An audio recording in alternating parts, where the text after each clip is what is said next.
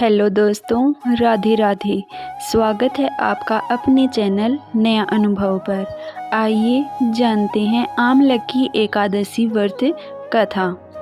पौराणिक मान्यता के अनुसार वैदिक नाम का एक नगर था।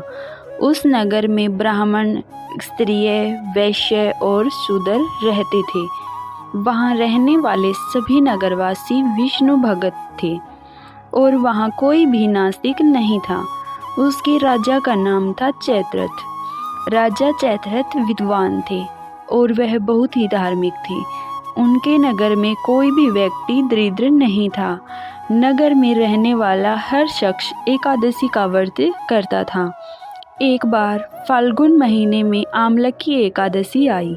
सभी नगरवासी और राजा ने यह व्रत किया और मंदिर जाकर आंवले की पूजा की और वहीं पर रात्रि जागरण किया।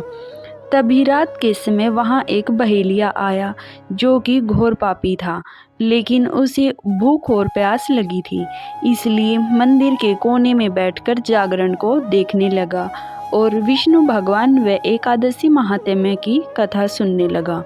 इस तरह पूरी रात बीत गई। नगर वासियों के साथ बहेलिया भी पूरी रात जाग रहा था। सुबह होने पर सभी नगरवासी अपने घर चले गए। बहेलिया भी घर जाकर भोजन करने लगा और लेकिन कुछ समय के बाद बहेलिया की मौत हो गई।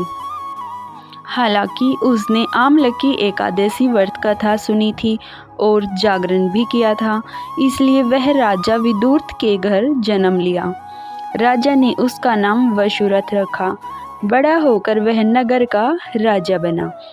एक दिन वह शिकार पर निकला, लेकिन बीच में ही मार्ग भूल गया। रास्ता भूल जाने के कारण वह एक पेड़ के नीचे सो गया।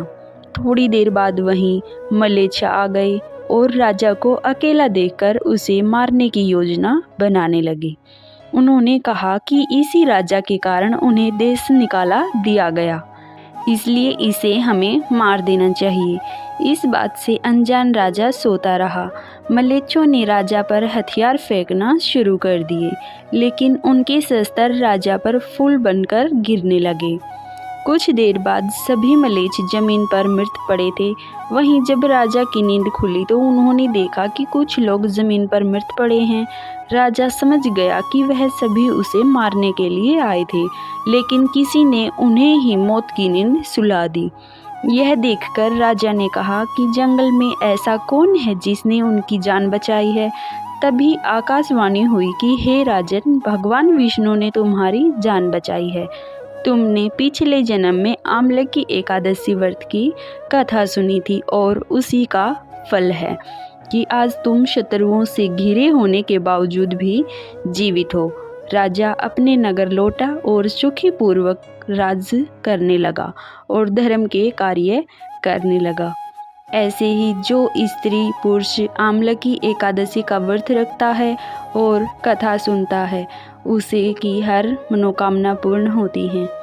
ऐसी ही वीडियो देखने के लिए आपका अपना चैनल नया अनुभव को सब्सक्राइब करें। धन्यवाद।